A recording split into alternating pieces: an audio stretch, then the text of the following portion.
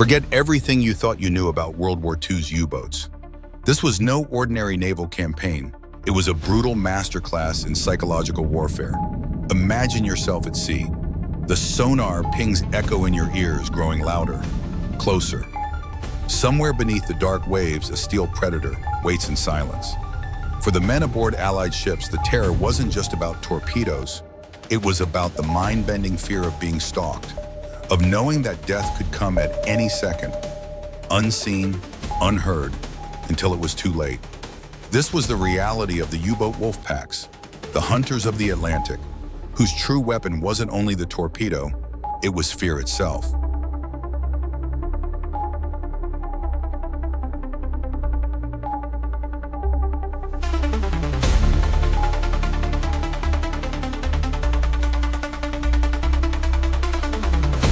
The story of the U-boat war begins with sound, the relentless hum of a diesel engine muffled by hundreds of feet of ocean. A sound almost too faint to hear, but to Allied sailors, it was the signal of something lurking below, a predator stalking the lifeblood of Britain. In the early years of the war, merchant convoys carried everything Britain needed to survive: food, oil, weapons, and soldiers. Without them, the island nation would starve. Every crate of wheat, every barrel of fuel became a target. For the men aboard those merchant ships, the Atlantic was both lifeline and graveyard. One sailor later wrote in his diary, "The ocean was too big, too empty, and yet it never felt empty. It felt like something was always there, just out of sight, waiting." At night, every wave crest looked like a periscope. Every shadow felt like a torpedo. And then, there was the silence. Sailors dreaded it more than storms or enemy aircraft. Hours, sometimes days of nothing. Just the sound of wind and water. Until, suddenly, the torpedo struck. The attack often came without warning. A thunderous crack, steel tearing apart, fire erupting across the waves. One moment, the convoy moved steadily forward. The next, men were thrown into chaos, clinging to wreckage in freezing water. Survivors described hearing screams from the sea, cut short as hypothermia or drowning took hold. And above it all, the knowledge that the U-boat was still there, somewhere in the black water, watching. By 1941, the numbers told a chilling story. In a single month, more than 300,000 tons of Allied shipping could vanish into the depths. Entire convoys were wiped from the map, leaving no trace but oil slicks and drifting debris. For Britain, this was not just a war of weapons. It was a war of endurance, a battle against terror itself. Because the Wolfpacks were not only sinking ships, they were sinking morale.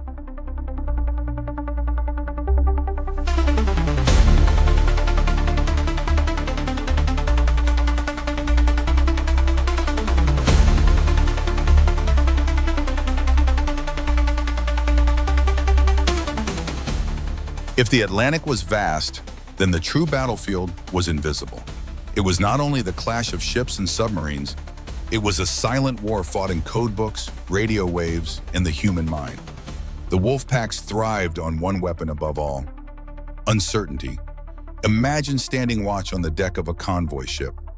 The sky is endless, the horizon quiet, and still, the fear never leaves. Every splash in the water feels deliberate. Every flicker of static on the radio might carry the shadow of a predator. The U-boat didn't have to be there, it only had to be possible. That was enough to keep men awake, hearts pounding, nerves frayed.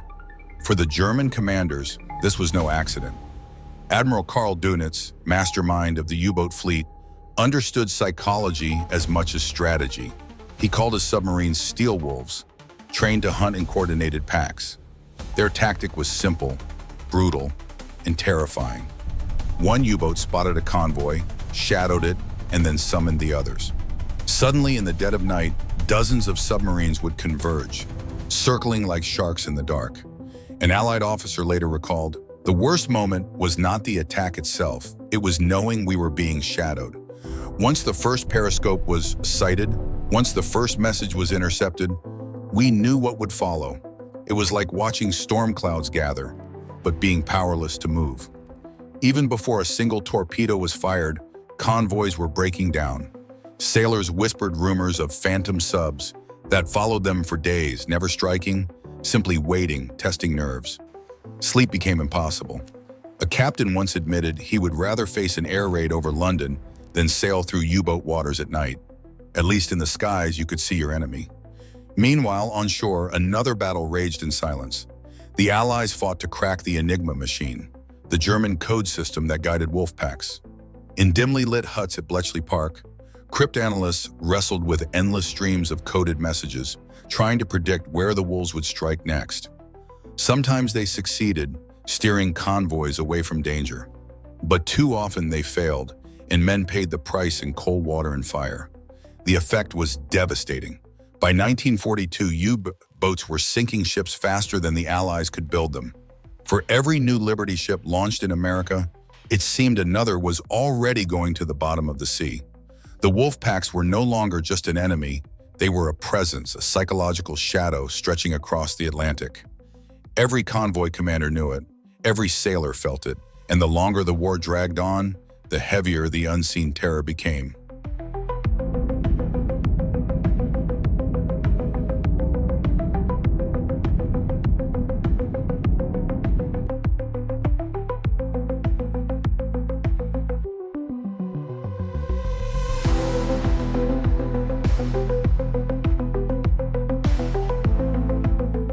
The genius and the horror of the U-boat campaign was never just in the torpedoes. It was in the way the Germans weaponized time itself. Admiral Karl Dönitz understood something vital about the human mind, that fear is rarely sharp and sudden. True fear is a slow erosion, a steady tightening of the chest, a long-drawn torment that wears men down long before the killing blow. He designed his Wolfpack strategy not only to destroy ships, but to grind morale into dust. The trap begins. Picture this, a convoy of 50 merchant ships, loaded with grain, oil, ammunition, and steel, pushing westward from Britain across the Atlantic in 1942. The convoy is escorted by a handful of destroyers and corvettes, their sonar equipment crude, their depth charges limited. The sea stretches endless in all directions. To the untrained eye, it seems safe, calm. But somewhere out there, beyond the horizon, a German U-boat has spotted them. The submarine doesn't attack right away. It doesn't need to. Instead, it stalks the convoy, trailing silently for hours, even days, while transmitting radio signals back to headquarters. Each signal is a call to the pack. Within hours, other U-boats begin converging. One from the north, another from the south. Soon, a dozen are racing silently through the depths, guided by invisible threads of radio waves. The convoy is still sailing on, unaware. The trap is closing. One survivor later recalled, "The first time we saw the periscope, I remember my stomach turning cold." We knew then we weren't alone. And once you knew, you couldn't eat, you couldn't sleep. You just waited. The orchestrated hunt, Dönitz's strategy was not to strike and vanish. It was to harass, exhaust, and overwhelm. At night, the Wolfpack struck. Surfacing under cover of darkness, they darted like wolves into the herd, firing torpedoes at silhouettes barely visible in the moonlight. Flames erupted across the convoy, ships broke apart, men screamed in the water. The escort scrambled desperately, dropping depth charges in the blackness, but for every U-boat they chased, two more slipped through unseen. By dawn, the convoy was still moving, but now half the men aboard were shaking with exhaustion, eyes bloodshot, nerves frayed. They knew the wolves would be back that night. An Allied officer later wrote, "It was like being toyed with. They could have destroyed us all at once, but they didn't. They dragged it out, attack after attack, until every man was sick with dread. You began to wish the torpedo would just hit your ship and end it." One of the cruelest methods the Germans employed was what sailors came to call the milking tactic. Instead of annihilating a convoy outright, the Wolfpack would leave a gap, let a handful of ships slip through, seemingly unscathed. Relief would surge through the surviving crews. They would think they'd escaped, that they were free of danger. Men would begin to relax. Laughter would return to the mess halls. Cigarettes would be shared in the cold air. And then, days later, when the survivors least expected it, another pack would be waiting. The second ambush always felt worse than the first. The men felt cheated, betrayed by their own moment of relief. Sailors began to realize that escape itself might be an illusion. The Atlantic had become a chessboard, and every move they made was already anticipated. A British merchant captain once confessed, "I learned to hate the silence. A storm was better, at least it was honest, but silence meant the wolves were out there letting us sweat, and when they struck again, it felt like a cruel joke played by the sea itself."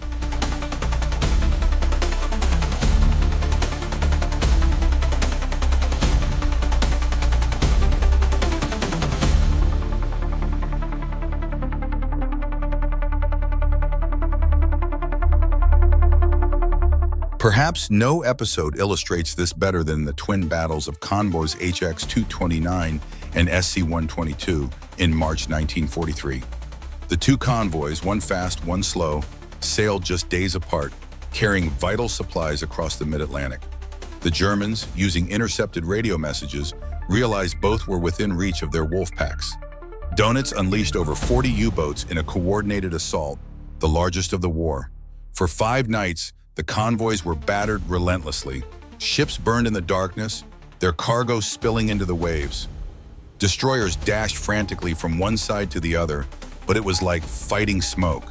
Every time they cornered one submarine, 3 more seemed to appear. A U-boat commander later wrote in his log, "It was like a feast. We surfaced, fired, dived, and surfaced again. The escorts could not keep pace. They were overwhelmed. The ocean itself belonged to us." By the end, 21 merchant ships lay at the bottom of the sea, thousands of tons of cargo gone, and hundreds of men drowned or frozen in the icy water. But perhaps the greater casualty was trust. Word of the slaughter spread quickly among Allied sailors. Convoys that once felt secure now felt like floating coffins. Men boarded ships with shaking hands. Some refused to sail at all. The brilliance of the Wolfpack strategy was that it turned the ocean itself into a psychological weapon. Every mile of water became suspect. Every calm night hit a nightmare. Sailors began imagining periscopes where none existed. Escort captains dropped depth charges at shadows, wasting ammunition on ghosts. Anxiety became a disease, spreading faster than the torpedoes themselves. One Canadian seaman later told his family, "I was never hit by a torpedo, but I still had nightmares for 30 years. It was the waiting that killed you, not the strike." And the Germans knew it. Their aim was not just to sink ships, but to make the very act of sailing unbearable. By early 1940, Allied leaders admitted in private that morale among merchant crews was collapsing. Convoy duty was spoken of as a death sentence. By mid-war, the psychological strain reached its peak. Sailors described hallucinations, breakdowns, even mutinies. Men jumped at shadows or went silent for days, too frightened to speak. Letters from home sometimes went unread because sailors couldn't bear to think of loved ones they might never see again. Dönitz's Wolfpacks had done more than destroy ships.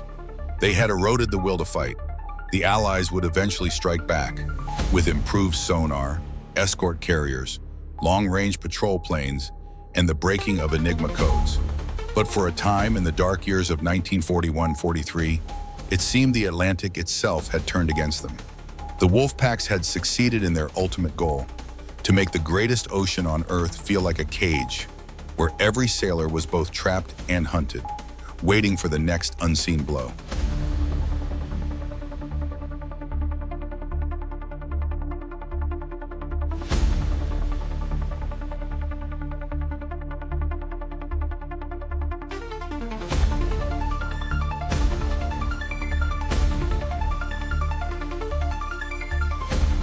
If the surface convoys were the prey, then inside the U-boat lay the hunters. But the truth is far more complicated, because life below decks was not the life of a predator.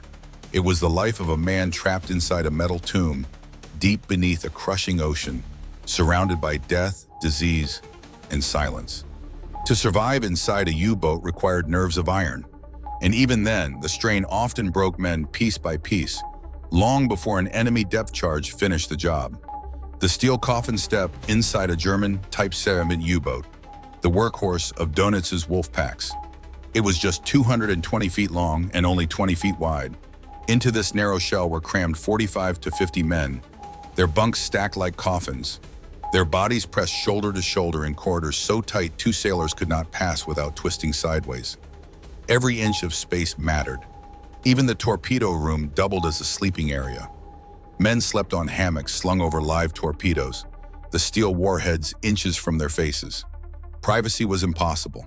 The stench of diesel fuel, sweat, urine, and mold clung to every surface. A British officer who inspected a captured U-boat described it as a prison designed by a sadist, then thrown to the bottom of the sea. When a U-boat left port, morale was often high. The crew sang songs, drank schnapps, and believed themselves part of an elite brotherhood. They called themselves the Graue Wölfe, the Grey Wolves. Posters in German cities painted them as heroes of the Reich, knights of the deep. But once the hatches sealed and the boat descended, the reality set in. Fresh food lasted only a few days. After that, men ate canned meat, black bread crawling with mold, and cabbage so rotten it stank of decay. Water was rationed. Showers were unheard of. Men went weeks without washing, their skin raw with salt and sweat. One sailor later remembered, "After a month, the smell became unbearable. Your clothes rotted on your body. We joked that the U-boat was more alive than we were with its own stink." The psychological toll reached its peak during silent running, the desperate maneuvers used to evade Allied destroyers. When sonar pings echoed through the hull, the captain would order silent running. Engines cut, fans stopped, conversation ended. Every man froze in his bunk or at his post, breathing shallow, terrified even a dropped wrench might give them away. Above them, destroyers swept the water, dropping depth charges. Each blast shook the submarine like a toy. Bolts rattled, light bulbs flickered, seawater sprayed through leaking seams. Men clenched their teeth, ears ringing, hearts pounding. A survivor described it like this: "You lay in the dark, counting seconds between explosions, wondering if the next one would split the hull. Your body screamed to run, but there was nowhere to go. You prayed the steel would hold, that the ocean wouldn't crush you like an eggshell." For hours they waited, sometimes days.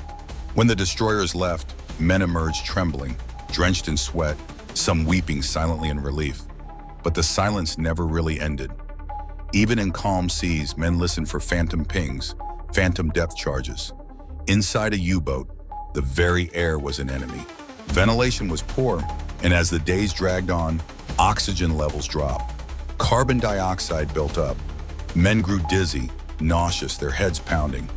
The smell of diesel and sweat became so thick it burned the throat. Cigarettes were forbidden during dives, but sailors still smoked when surfaced, making the stale air even worse. Fungus bloomed on the walls, covering machinery in slick patches of green. Cockroaches thrived. Rats gnawed at food stores, sometimes biting sailors in their sleep.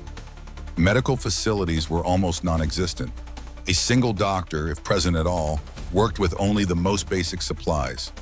A toothache could become unbearable. A simple infection could mean death.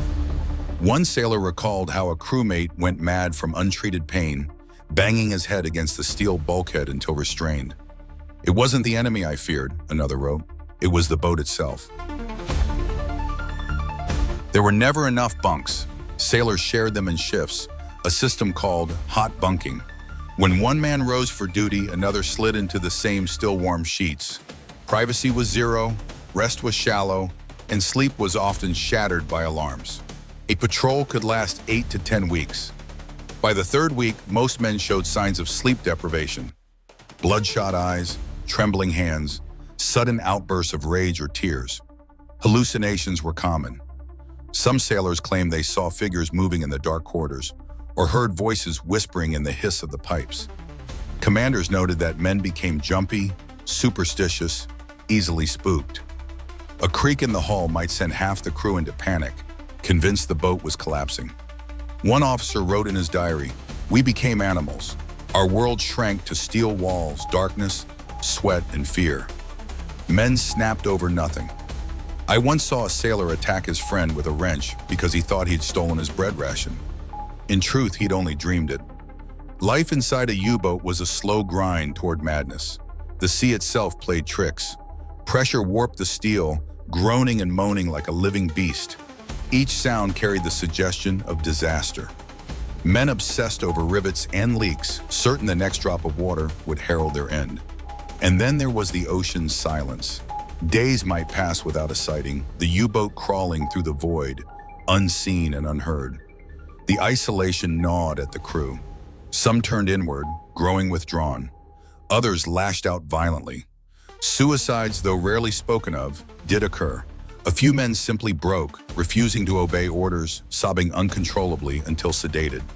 Even the captains were not immune.